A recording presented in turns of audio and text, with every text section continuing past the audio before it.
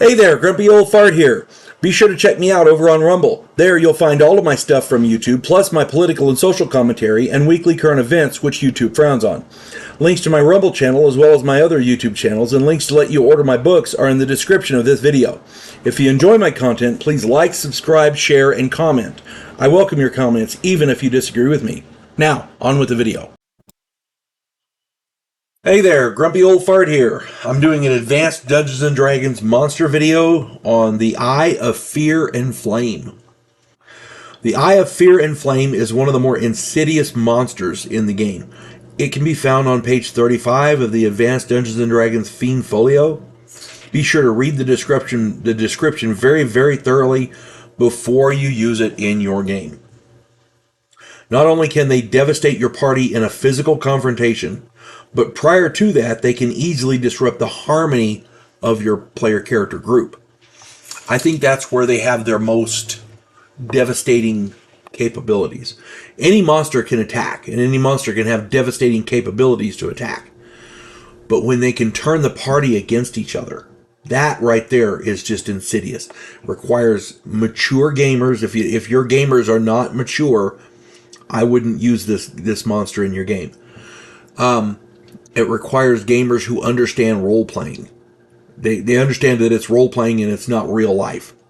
I have had players who, when confronted with this type of an assault, where the monster is trying to turn players against each other, they take it personally.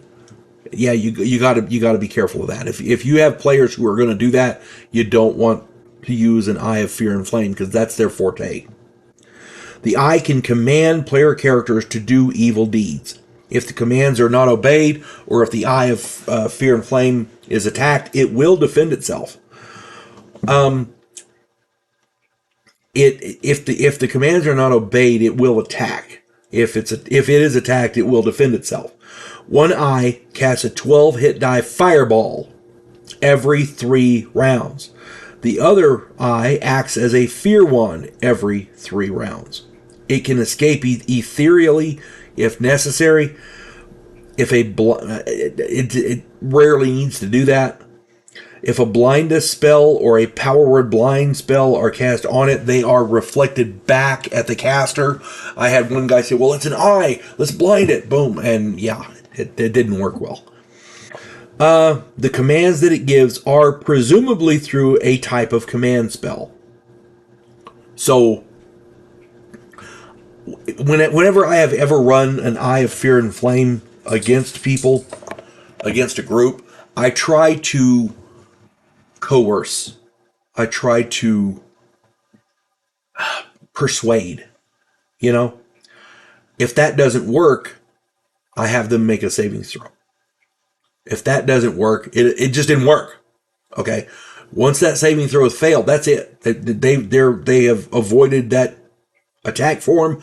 You got to try something else. As the monster, you have to try something else. There are times when just basic persuasion works. Okay? Now, the Eye of Fear Flame has a good armor class, 2, but no melee combat ability. Is highly intelligent, so play it as such. I always try to run these monsters with some form of underlings. If that is not possible, then I try to use the Fear Eye to thin the ranks and then move to a safe location while using the fireballs to pound the group of remaining player characters. The weakness of this creature is its lack of melee ability. If the player character is close to melee range, it will be difficult to survive. Like a good boxer, you need to stick and move. That's what it boils down to. I had a group of player characters run afoul of an Eye of Fear and Flame a few years back. The Eye commanded one to attack the others while they slept. The thief was able to murder the paladin and the cleric before he was discovered.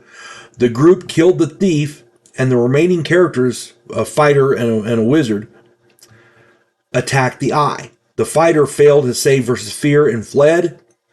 The 12 hit die fireball killed the wizard. These things can be deadly if used properly. The only one to survive that whole encounter was the fighter, because he ran away because of a fear spell. He failed a savings throw and he ran away. Everybody else died. These things can be devastating if used properly. Now, should I say bludgeon them with an eye of fear and flame? No.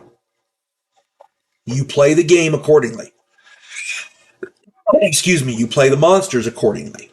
If the player characters die, they die. If the player characters win, they win. Don't hedge the bet, as it were. But keep in mind, these things are highly intelligent, so play them as such. They're not stupid. And again, you don't have to take any of my advice. I'm trying to give you advice to help less experienced dungeon masters. And remember, the overall overriding rule of any tabletop role-playing game is to have fun.